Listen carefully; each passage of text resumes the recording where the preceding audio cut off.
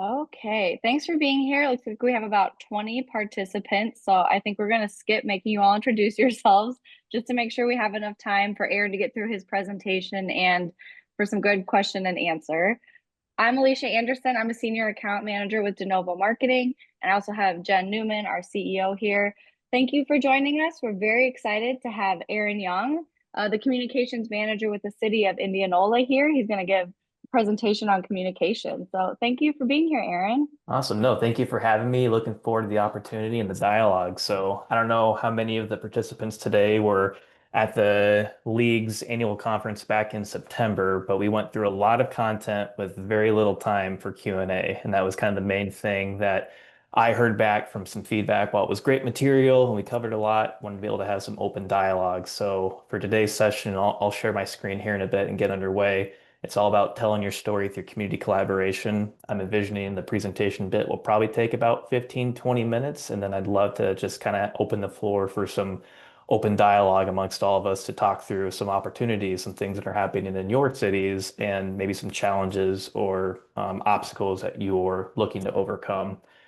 So without further ado, let me go ahead and share my screen. Awesome. So a little bit about me. My name is Aaron Young. I graduated from Simpson College in class of 2014. So I'm very much kind of a townie of sorts here in Indianola. I grew up part-time, a divorced household. One parent lived in Urbandale. Another parent remarried and lived in Indianola. So from about age 9 on, I would call Indianola home. Eventually went to Simpson. And kind of when I started my professional career, I began as a journalist, actually for both the Indianola Record Herald as well as the Des Moines Register. So at the time, the Record Herald was a community paper of the Registers, and so got my career started as a journalist. I was there at the Register for about 5 years, give or take, and then I transitioned to join the communications office for the West Des Moines School District. I was there at West Des Moines for roughly 3.5 years. I was there during COVID, so for many of you experiencing that from the city side, it was honestly the same, if not 10 times even more of a challenge navigating the COVID-19 pandemic from a school district setting. Um, in about 2021, I then transitioned to a creative strategist role for a marketing firm called Bing Bang and Waukee. And that's really where I got it to kind of immerse myself back into content creation and storytelling from the written word to videography, photography, social media, and really working for a number of clients and industries, not just in Central Iowa, not just across the state, but kind of across the region and across the country. I was there for 2 years, and then my current role here at the city of Indianola opened up, and I'm the first of its kind in this seat. This work has always been contracted out to PR firms and some PR groups on special purpose projects or things that kind of pop up. And the workload that the communications department typically handles today is used to be kind of a smorgasbord, if you will, of 10 to 12 different individuals across departments and the city manager, city clerk, etc., to kind of tackle through. And oftentimes it seems to be a oh shoot moment where it's like, oh wait, we got to do this because we accomplished this, this, and this, but now we got to tackle this. So the council and the community recognized that investment to have communications be a priority in our organizational structure. And I celebrated my 2-year anniversary with the city this past September. So looking forward to exciting opportunities and continuing the great work that we have done so far. So today's agenda, what I plan to focus on is why storytelling matters, the power of partnerships, practical strategies, real world examples, and again, leaving some time for some Q&A.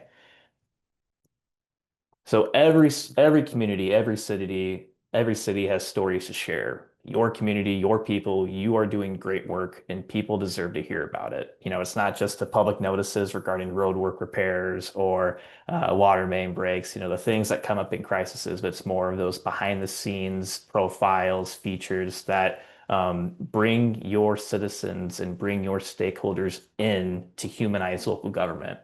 Then it's just that, storytelling can build trust and transparency in any type of situation. It can increase engagement, highlight progress and impact, and again, humanize local government. So for those of you who were at that September conference, the one I mentioned earlier, one of those 4 points that I mentioned that we really talked a lot about was humanize, because everyone thinks local government is this type of stereotype. The more you can humanize it, the more it becomes relatable. So the challenge many of us face, even here in Indianola, doesn't matter if it's communications or specific to communications, limited staff or no communications department, you have competing priorities or there's a lack of time or tools. But still, that does not mean that you cannot communicate effectively. So the journey that communications goes through, and many of you also go through, is you start off on a smooth path, and it's this crazy whirlwind of different priorities or different ways that you want to tackle an obstacle. Once you kind of get focused, you then get to your end all goal. And so even with communications, you have different viewpoints, different opinions. Those still are part of the process no matter what. It's almost unavoidable. So you need to embrace it, try to harness it so you don't have as many of those loop-de-loops as you're going through to end up getting to the end all goal, rinse and repeat time and time again, whatever the project is. And that's what presents the opportunity, right? So even without a full communications team, you can build relationships that extend your reach. You can share authentic stories from trusted voices, and you can create a foundation for future growth. So if you don't have a communications department, and we'll go through some practical strategies here in a bit to kind of start small, and that'll be an approach as well that we'll talk about is starting small. You can have some of these quick wins, these small wins to then build up some support to hopefully plead the case, if you will, to why this position is needed for your organization, or potentially looking at a deeper level over your organization to maybe realign priorities and workflows of what you're currently doing to make this more of an emphasis, if that's the directive that maybe your council and your elected officials have. That's important as well. So a quote that I always refer back to, and I used this back in September, is from Kim Clement, who's the executive director of Report for America, where, quote, local news makes folks feel informed, which makes them more active citizens, which makes their communities vibrant. So the way that I picture that is the more information, the more behind the scenes, the more kind of context that we can provide, whether it be visually or information based, the more that our citizens can influence their communities, can be proud of their communities, whatever type of emotion we're trying to evoke to encourage that engagement and to bring them along for the ride, but also lead us along for the ride, because it's not just myself as a communications manager or a city manager or a mayor. It takes all of us, and it takes a village. And I'm sure if you all had your cameras on right now, you'd be nodding or saying, yes, this guy gets it. He knows what we're talking about, because it's definitely a journey. And the more information you can provide, the more vibrant, the more of those types of emotions that will be evident in the work that we do. So the way that I define community collaboration, especially in this process of how storytelling and leveraging community collaboration to tell your story, is working with local partners to co-create and share messages. So examples of those types of partners could be schools and school districts, nonprofits and service clubs, chambers of commerce and local business owners, residents and volunteers. Even beyond that list, it's local media and other media affiliates. It could even be other cities and counties within your area. There's a lot of opportunities, and I think the biggest one with some examples I'll give here today will be primarily focused around the schools and school districts. Um, and kind of follow up from that September presentation that I gave, there were conversations regarding, how do we find an individual who has a passion for photography or storytelling? Well, our youth is the best bet. Every city's trying to engage with our younger audiences, and what a great way to bring them in to showcase their work and their talents while also being twofold to then tell the story or the happenings of your city. So they're adding to their resume, and you're getting content to then share on social, in your newsletters, on a website, in print. You're pitching it to a media member for a further story opportunity. And so some of those examples that I'll give here in a bit, they'll be tied directly, specifically to schools and school districts. And I don't know about all of you, but as I went through the Iowa Department of Government Efficiency with that report, that the recommendations that rolled out yesterday, it seems like a lot of the consolidation type efforts that could come between larger cities and smaller cities, no matter what, kind of my impression was there's going to come a day when cities have to kind of, for lack of better words, commingle, but also just overall collaborate to help each other, to support each other. And what a great foundation it could you could have as a foundational block to build that success, then communications and storytelling to then kind of test the waters. So why this works, partners already have trusted relationships. They bring new audiences and platforms. Collaboration can build goodwill and shared ownership, and it's cost effective and scalable. So how to get started? I go through this typically through every single project that I do, both from an internal standpoint and an external standpoint. So identify those potential partners. Who's already active and trusted in your community? But even kind of go beyond that. Ensure that you're not blurring the lines with any types of conflict of interest, anything that could jeopardize the city's reputation in that sense. That way, you have the framework to then avoid that in case the question pops up or it's like, hey, someone could reach out to you and be like, why didn't you involve this person? Well, here's why when we were doing our review, and more often than not, people will get the sense when it comes along those lines of conflict of interest. Start small, share a post, co-host an event, or highlight their work. I mean, if they are a community partner and you value them and view them as a community partner, you utilize your own channels to magnify the great work that they're doing for your community. It's this kind of collective goal, this shared purpose that we all have. And I think and it's not just been my time here in Indianola, but there's been kind of this I'm going to call it a mentality shift or a behavior shift where we no longer operate just in silos, even our departments. I mean, there's still kind of individuals and partners who have silos, but there's still some windows where you can open that window and say hello and then close that window back up and you're in your lane. But still being able to create that atmosphere where we're all in this together for the shared purpose to impact our citizens, to empower them, to influence them, whatever type of emotion you're trying to evoke. And then be consistent. Build those relationships over time, not just when you need something. It's just like when you always try to strive to be proactive and not reactive. This is that same sense. Consider this as a friendship that you have with your, friends outside of your work life. You treat it in kind of the same sense. Treat others the way that you would wish to be treated. So the example I'm going to give here specifically in Indianola, and then there's another city example that kind of I wasn't directly involved with on the city side, but more on the partner side. The first one I'll give is this example regarding communication boards. So the partners involved in this project, and even within my role, I played a relatively small role in all this, and I'll explain what I did in the future slides. But the partners involved were the city of Indianola, Simpson College, Indianola Community School District, the Indianola Community Youth Foundation, and then Warren County Economic Development. So you got a handful of partners involved. And specifically for the city beyond myself, it was specifically our Parks and Recreation Department. And so the goal with this project, and this was primarily led by Simpson College, so that photo there, um, this individual, that's Dr. Rachel Turlip, who is a professor of education at Simpson College. And this was back in November 2024. And in 2025, maybe about a couple of months ago, she's now a member of our Indianola Public Arts Commission. So what a great way to at one point work with a community partner who is now part of a city commission with our arts commission. But her class there at Simpson College had the goal to support inclusive, nonverbal communication in public spaces. So as city and parks people, what a great way to make sure that our environments, our parks specifically, are welcoming and inviting for all different types of individuals, regardless of disability or limitations as they live through life um, for the sake of the school district, while it's not just in public spaces like NR parks, but these are also in school district playgrounds.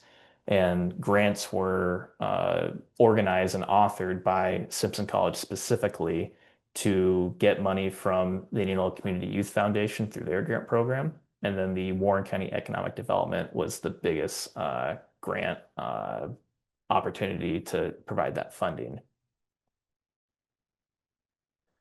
So that approach, again, as I outlined earlier, those college students designed communication boards and a class project. So they had their set criteria. They worked hand in hand with Doug Byland, our chief of culture and recreation in our parks department, for any type of, you know, call it specific codes or just style guides that we need to follow just for clarity and visually appealing and it's understandable. And then those boards were piloted at Emerson Elementary with input from educators, both at the school district level and then speech pathologists as well. And then, as I mentioned earlier, those grants the projects were funded by grants and they were expanded to 6 city parks, in addition to the elementary school playgrounds. So the outcome, real-time impact observed on those playgrounds. It strengthened the collaboration between the city, those education partners, and then the youth organizations. And again, it expanded through community feedback and student research. So kind of go behind the scenes. Let me take a quick drink here so I can get a little bit refreshed. My involvement actually came to light when a community member had reached out to WHO 13 News about this cool way of how their child who is it can't communicate that well verbally. But when they go to this board, they're able to tell their parent kind of what they want to do or where they want to go. And so that reporter had then reached out to me. Granted, this was also on a school district playground, and the school district, they don't have a communications individual. My understanding is primarily handled by our superintendent of schools, Dr. Tara Paul. And it reached out to me about a story opportunity. So, and an interview. So pretty much I handled media relations duties. So I was coordinating and line up those interviews, getting the Simpson College professor, getting the students who are involved, and then any of the teachers from the school district side, and then our parks director as well. Now, because the interviews and these projects at the time, these boards were primarily at the school on school district property, I had to abide by school district policy. And so I made sure that we had clearance from Dr. Paul and the principal there at Emerson Elementary to conduct the interview. And I would merely be there as a media relations liaison and make sure that the students and the classroom instruction, none of that was going to be impacted by our presence. And so went through those channels, got the approvals, and then once the story published, notified everyone of the link to then share on their channels if they so choose. And we shared it from the city side as well. And as you can see, just from this one single social media posting, I mean, just those interactions between the hundreds of likes or loves, the comments of support primarily, and then the hundreds of shares just on this one post. It was an awesome example in action. Um, so that's specifically that example from Indianola. The other one I wanted to go through was another city example. So this is the city of Clive, and I didn't see any Clive names that I recognized, but back when I was in West Des Moines before I left in 2021, um, Pete was leading this charge from Clive's standpoint and his team and the contractors about leveraging these students from Crestview School of Inquiry to become change agents for Linnaean Park. So it's a very old park, and Crestview School of Inquiry, it's also predominantly non-English speaking. And so these are children and families who English is not their dominant language. And so Pete had reached out to us about providing some more coverage or some communication materials to better engage with both the students, but also the families as they're embarking on this process and this project. And so when I was at West Des Moines, we had packaged together this kind of like video series, if you will, and some stories to share with our school district community, but also with the media and support with the city of Clive, and kind of expand that reach. And so you can see that all took place in 2021 to today, really July of this year. They had their dirt moving ceremony of that reimagining of that Linnaean Park project. And so it all seriously started between those kiddos reimagining what they wanted their park to be. Now those kiddos are now likely in eighth or ninth grade, but they're changing the landscape of their neighborhood and of their community. And that is storytelling. I mean, that's what I'm incredibly passionate about. And I have a feeling that all of you are too. And what a great way to come together for a shared purpose. Now, this project specifically probably costs thousands of dollars, and it's a little bit different for the sake of community collaboration, in the sense of you leveraging different strengths to accomplish that common goal. But in the end, even if you didn't have a communications person, like even if I wasn't doing all of this, they still would have gotten to this end all goal because of this direct pathway to collaborate together. And without that relationship, this would not be possible. I'm not close to the project today, don't know anything about it, but you could take that same kind of mindset, that same kind of framework, and any other example that we have here in Indianola that you have in your community. If you don't have that pathway and that trust and that relationship between who you want to have be involved, it wouldn't be possible. So looking ahead, again, start with one small collaboration, track what works. And if something doesn't work, just toss it to the side. Don't completely, put it in your wastebasket, but, learn from those experiences to keep refining your processes. Share those successes internally, and then use momentum to advocate for more communication support. I know that's probably going to be incredibly difficult, especially in tight budget times, but it's time to start thinking a little bit more out of the box, or more from a peer community standpoint, to support one another. Because, I believe here in Warren County specifically, the two cities that we have that have a communications department, or at least a staff member, would be Indianola and Norwalk. I would love the opportunity to be able to better collaborate and serve the needs of those other communities within our county, and even like from the school district side, because again, go back to that mindset that I had earlier. A great Indianola is a great Norwalk. A great Indianola Norwalk is a great Warren County. A great Warren County is a great Greater Des Moines Metro region. A great Greater Des Moines Metro region is a great Midwest region. And it just keeps getting bigger and bigger and bigger with that impact from that perspective. And so I would encourage you to, again, start with that one small collaboration. If you're not already doing it, track what works, share your success internally, learn from that, and then use that momentum to advocate for more communication support. So with that, I'm going to open the floor, and I just want to have a conversation and learn more from each of you. If you're willing to share with any questions that you might have, what's worked in your community, any challenges or opportunities that you're excited about for maybe some partnerships that you could explore. And again, I say all this, I should have said this from the start. I don't know your communities. You don't know my community. I don't know you really. You don't know me really, and that's okay. And this is kind of an open floor to have that kind of honest dialogue to be better together, and just ultimately be great community partners and city partners through and through. And with that, I'll stop sharing my screen.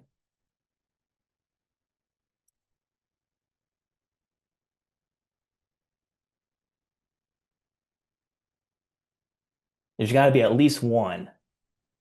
Aaron, while the group is thinking about their questions here, a couple things. When I spoke at the Iowa League of Cities conference, this past conference, we did talk a lot about the difference between that big, polished, overarching video that you use to sell your community versus the more casual approach, social first mentality, and how that fits into budgets better. Do you have any thoughts on how to balance that, or how to get started even on that for some of the communities that are on the call today? Because it's sometimes it's a little bit scary just to get started. Yeah, I mean, doing video in general is very scary to get started in the first place, but I think by not doing it, you're honestly probably doing more harm than good, because everyone else is doing it, right? I mean, 70% of today's population is engaging with video. That's like the primary source, whether it's engaging it from a like news media standpoint, or just as they're going through their social media timelines. And so not every brand has to have this big polished videos that we call a brand video or a sizzle video that has all these, 4K to even 8K cinematography in these big rigs. I mean, I don't know if you guys can kind of see behind me, but I've got a a Ronin that's a gimbal, and then a mirrorless full frame camera. And I've been fortunate to have a city that has entrusted me and my skill set and my talent because I bring that to the table and I'm able to do that. But there's also times when I'm using my iPhone and I'm doing vertical video for Reels, and these have just as good engagement, if not better engagement, because this is typically how people will interact with content just from those videos that you take. It doesn't need to be, six different scenes or di six different angles. It could be seriously just one video clip that's like 15 seconds at your pancake breakfast. And it's timely in the sense of you're sending this, an hour, 2 hours before it starts or a couple days before it's going to set to begin. And you're encouraging people to come be part of something or putting that information out there so they are able to know more information and be part of that experience. So the best work often can happen with your smartphones. So I would say for a best approach to maybe kind of get started is think about video in the same way that we constantly are now thinking about, we always have to have a graphic for every single social media post. You don't need to have a graphic for every single social media post. You can get by with just text. But if you don't believe me, I would challenge you to maybe start thinking about you need to have a video for every single social media post. It can be, again, that natural scene, like a road closure, right? We've got one currently going right now at one of our intersections at Clinton Avenue and Highway 65, 69, about a four-way stop. I tell you what, if that road closure still continues, I'll probably get an update that I can put out on social here in about an hour because that's work scheduled from 9 a.m. to noon. And I've got two social media posts that's just a standard templated graphic that say traffic alert. And then I got my text about what the alert is. But if I want to get real-time information to spark conversation or that the project's done and complete, and then it's back to being a full sync with the traffic signal now working properly, I'm probably going to be doing that. So I tend to think video in that sense, and I'll just be using my smartphone. You don't need any special editing software. A lot of those social media platforms have some, what I would call easy to use in-house platforms to edit that video, add text, put it as a reel, share it out across your platforms. Yep. Thank you. I had a question. In your role, do multiple departments in Indianola have social media accounts, and do you play a role on all those accounts, or do you just handle like the city's main page? And then also when you're covering events and things like that, do you do outside community events, or do you only cover things that are when the city is actually involved with them? Yeah, great question. So the first one regarding the social media accounts. So I have direct administrator access to each one of our departmental and like city official social media accounts. And that's from across the board from your Facebook, your Twitters, your Instagrams, LinkedIn's, etc. I'm actually, before this call, I was getting prepared. So I do annual website and social media audits. And audit can be kind of a tough word, but this is more so just a check-in from an annual basis of who has administrator access and if confirming if they still need that kind of access. But then also talking through on an annual basis those departmental goals or analytics to maybe learn from some of the things that they've done throughout the year. Now we'll have like quarterly check-ins, and within my role, I probably go, I don't, I try to be humble, so I really don't try to toot my own horn here, but we do more regular touch points, and I'm kind of embedded in every single department, so I can be of best service to them and not just kind of be on the wayside. It's kind of like I'm a reporter again, where I'm having to dig out the information or ask those questions to not just like build trust, but also with those department heads or those employees, but also to get them thinking about content differently and how we can be better engaging with our community. So, long story short, on the social media side, I do have direct access and administrative rights to all of our departmental and city social media accounts and help out and support with postings. And then for the sake of the community events, it's kind of touch and go. The biggest thing I try to look at is, do we have at least one city employee or city department being represented at that community event? So the biggest one could be parades, right? So homecoming parades, we all have them. I'm not necessarily taking photos or video of that entire parade. I'm going to be strictly focused on like our police department that's leading the parade, or our fire department that's got their, big sirens, and they could have signs and that community support. There might be some things. So that photo that was at the start of my presentation, if you recall, it was Highway 65, 69, and there were the balloons that were up over the sky. So that was on the last Friday of, for those who know Indianola, we're big in balloons, so the National Balloon Classic, and it was our not our sky parade, but it was kind of a flyover event in the morning. And as I was driving into work, now mind you, I don't live in Indianola, I work in Indianola. I'm driving into work and I see these balloons up in the sky, and I'm like, I got to get my camera and we're going to go feature hunting, is what I call it. And so I'm safely but efficiently going to different spots in the community to get those types of angles, those types of things to showcase Indianola, because what a spectacle, right? That's our community spirit. That's kind of what Indianola is really known for, those balloons. And so for those who kind of know me, I'm pretty competitive. Even in my days when I was a reporter, I love living on deadline. I told myself I'm gonna be the first one that's gonna put out these balloons because I want to spark that conversation. I want that social media traffic. And it's kind of a funny running joke I've got with our, I shouldn't say our, but the National Balloon Classic executive director, because like an hour later they did the same thing, the same approach. But what I did was I quickly edited probably like 10 to 12 of the best photos I was able to get. That video, so that photo you saw was actually a still from the video I took, and put it out there. And the caption was just something along the lines of what a sight to see on our Friday morning to work. Share your photos with us, because I guarantee everyone in Indianola, if they were looking at the sky, they probably get out their phones and they wanted to take their own photos. And that's a great thing, a great approach as well, because now there's user submitted content. We're creating that conversation, we're creating that celebration of culture and community. And that was a post I talked about at the league's annual conference, and that was one of our highest performing posts for that previous quarter, there between August and October, with like 50,000 impressions, dozens of shares, probably dozens of comments with those photos. So it was really cool to lend itself in that sense. But another long answer to answer your question, though, is it really is touch and go. I try to really focus on our departments first, but then if the opportunity presents itself and I have the bandwidth to kind of expand the horizons, then I'll do that. Thank you.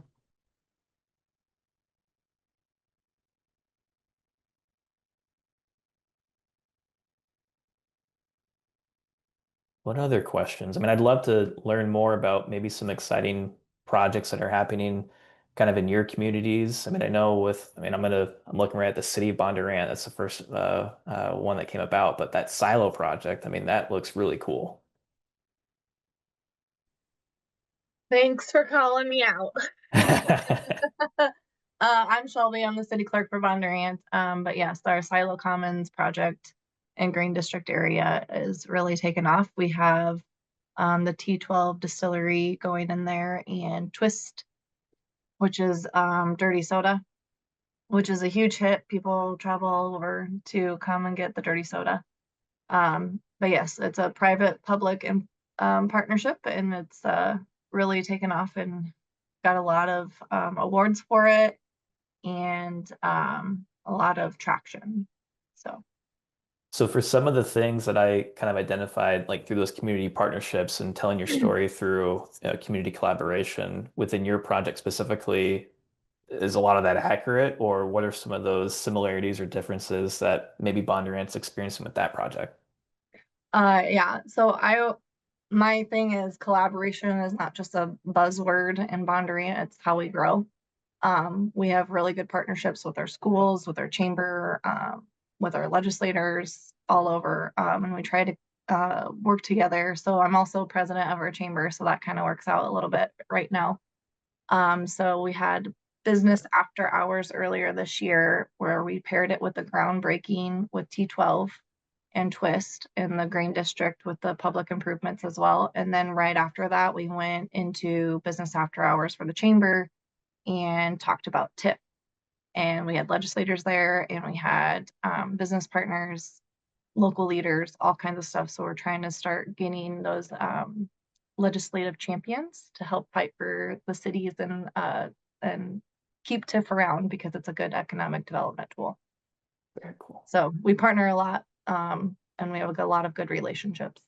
Very cool. And Bondurant, you have one communications staff member, right? Yes, Katie. Yep. Yeah. Very cool. She's amazing.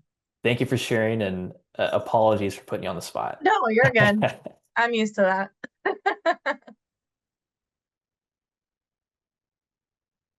What about some projects or just any other questions, challenges you're going through, whether it be projects or even specifics about a communications staff member? I mean, maybe even if there's like a function to show like raise of hands or put in the chat if you don't want to share verbally, how many of today's participants do have a communications staff member?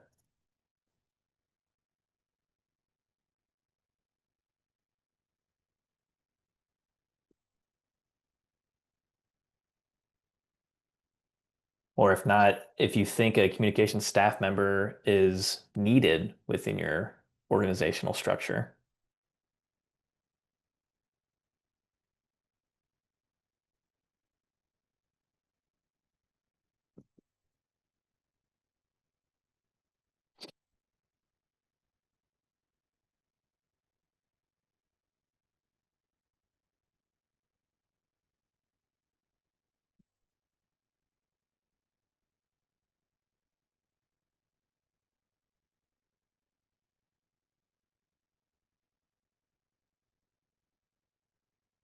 I have one. I'm in Marshalltown, and we do not have a communications person, manager, but council has identified that as a goal. The problem is we don't really have the general funds available to hire that position. I'm just curious if anyone shares a communications person with another organization, or do you have thoughts on that? Yeah, from my standpoint, so in Indianola, we don't, but I'm gonna put a dot dot dot. I'm gonna say yet, just because I think the opportunity is obviously there. That obviously depends on discussions between our elected officials. I know I have at least one council member that's on today's call, so I'm not gonna put them on the spot necessarily, but identified earlier with that example I gave, our school district here in Indianola does not have a communications person. So that primary responsibility is pretty much being held by our superintendent of schools, as well as likely the building principals at each of those schools. And so even when I was at West Des Moines for working on the school district side, we were a team of 3, but the city of West Des Moines had their own communications team, but we still cross mingled. We collaborated on the messaging or when instances arose, like pretty much when it came down to law enforcement, whenever it was, building evacuations or things of those nature. But I just say that I would think that down the road, as communities of all sizes are having discussions about shared service agreements and identifying opportunities and gaps. I mean, communications could and should, and I'll advocate for it, be high on that list because it's something that we all do daily. And if there's a way to support each other and to figure out where it's a mutually beneficial agreement, then it should be explored.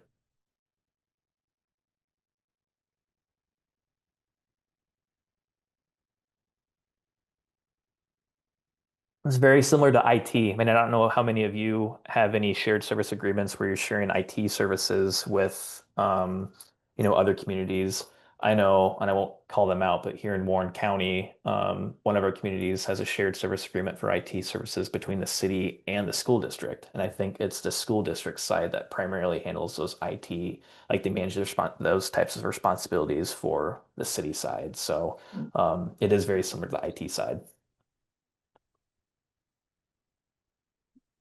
And from our, Aaron, I'm jumping in here. From our perspective, shared services is something that we've been exploring from all aspects with our partners, both in in our own city and across the county. So it's just a matter of where we can make that work and where it makes sense. So I think we'll see that happen in the future. It's just, again, where it makes sense. And that's Councilmember Sones, for those who don't know. That's the council member I was referring to that was on the call. So thank you, Yeah, Melissa. sorry, I didn't introduce No, myself. you're good. You're good.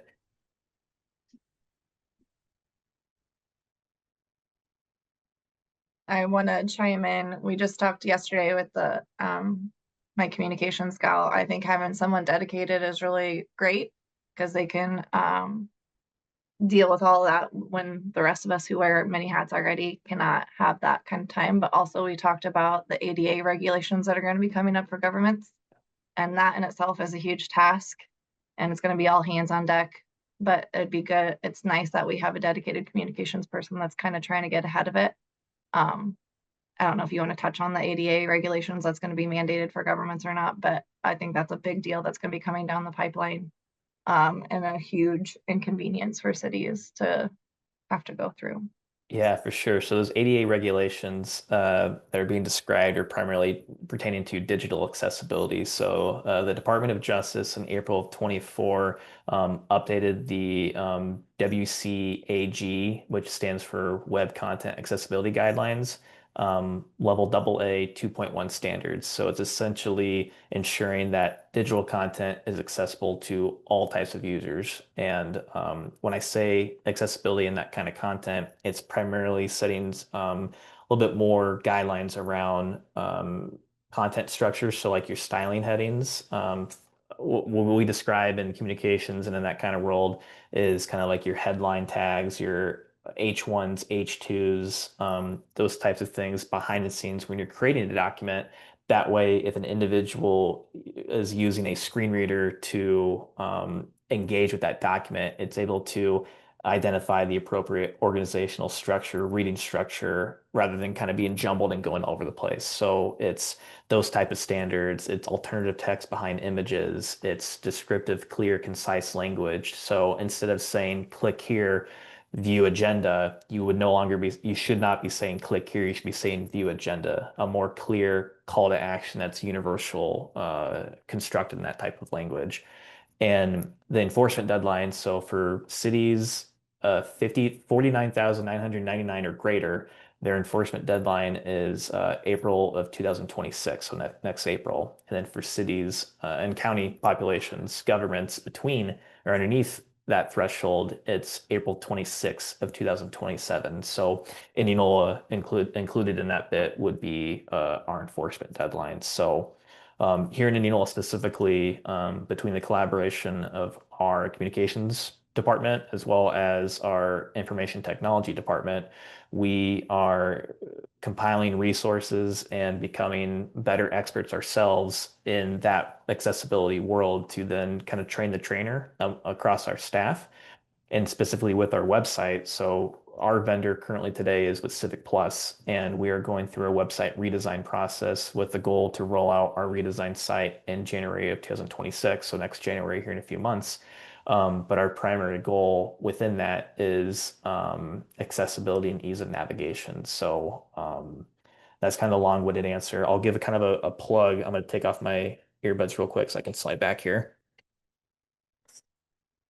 I would highly encourage any of you, if you're interested, or share it with your communications person if you do have one. So this Easter Seals of Iowa, they have a digital access for everyone free tutorial. It's about a 2-hour, 3-hour, 4-hour free class through Easter Seals of Iowa, all online, that kind of touches on accessibility best practices. And there's a optional quiz that you can take. So the certificate I showed you was my certificate of completion. Maybe in a follow-up email, I can send a link to the league or to the organizers of this call, and we can share that for everyone. So if you're interested, you can take that. It's a free course. Again, it takes 2 to 4 hours, and you get an awesome certificate you can print off. It's suitable for framing, right? Yeah. So we also, and I think Katie just asked for the recording of this the other day, we've also done a full office hours session on ADA accessibility, that we can make sure that that gets out. And that those guidelines that are coming out are, while they might seem onerous at first, having a good vendor partner is really the most important piece of that. And I'm sure you guys all get contact and reach out from some of these overlay systems that go over a website to make it more accessible. And they actually, in some ways, make it less accessible. You really have to build it in from the ground up of your website. So, and please, like Aaron said, tune into that webinar, watch the replay of the office hours ADA accessibility, and please reach out if there's anything that you need help with.